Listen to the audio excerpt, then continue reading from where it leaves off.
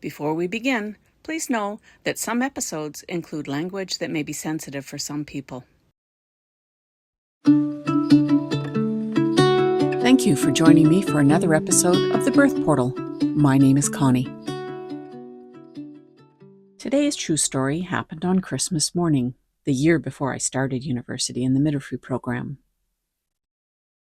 I was working as a second attendant with a midwife in a community where she was the only midwife. The model of midwifery in Ontario is 2 midwives attend a woman in childbirth. When there are not enough midwives working together, they have a second attendant join them at births. Second attendants have limited training and cannot do all the clinical skills of a registered midwife. The second attendants are trained in CPR, which is cardiopulmonary resuscitation, and NRP, which is basic resuscitation of the newborn. The midwife paged me to come to her client's home early Christmas morning. My 6-year-old son wasn't even awake, thankfully. As I drove to this client's home, I'll call Laurie, there were such big, beautiful snowflakes falling down to the ground. There were no other vehicles on the road, and the ground was covered in a fresh, pure white blanket of snow.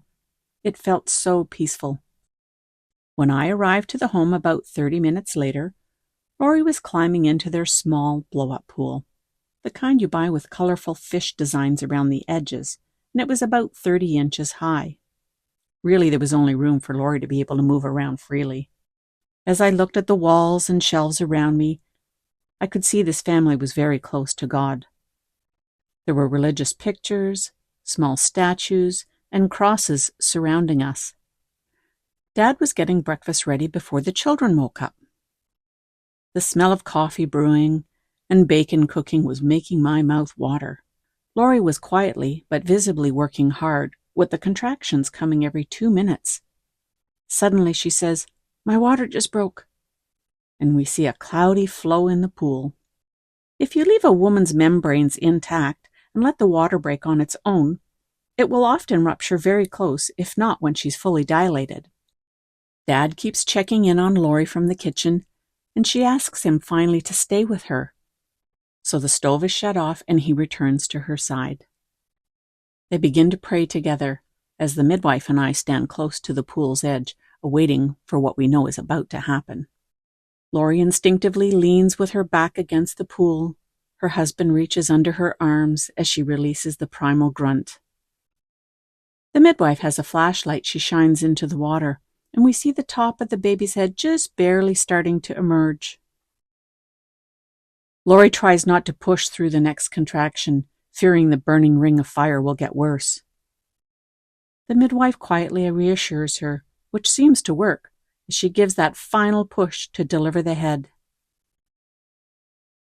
The midwife checks to see if she can feel a cord around the baby's neck, and there is one felt, but it is loose and she's able to gently pull it to slip it over the baby's head. The midwife is leaning on the side of the pool when the baby is suddenly born, so she lifts the baby up and says, "Laurie, take your baby," who is a bit stunned. The midwife is slipping, putting more weight on the pool's edge, and says again, "Laurie, take your baby," when suddenly her weight exceeds what the pool can support, and the water is now gushing out onto the floor. I move as fast as I can behind the midwife, and I put my arms around her waist to lift her up enough to stop the water from pouring out. Mom finally grabs her baby and lifts him up to her chest, thanking the Lord for their special gift.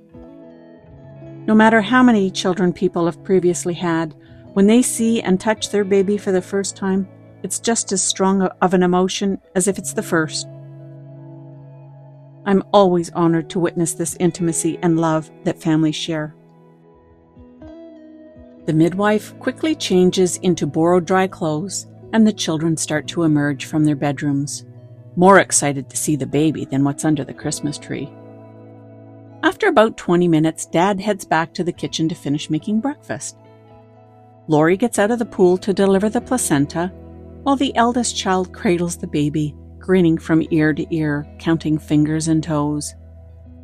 We clean up the area, drain the pool, and sit down with the family around the table for breakfast.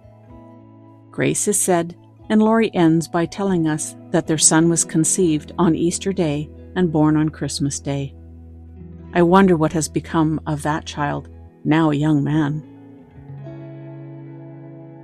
After breakfast, I call home to talk to my son, who is waiting to open his gifts. He opens them while we talk and is thrilled with his findings. I say, I'll be home in a couple of hours to play with you and your toys. I love you so much, my son. Over the next couple of hours, while we monitored Mom and Baby, the family opened their gifts with Christmas hymns playing on the radio.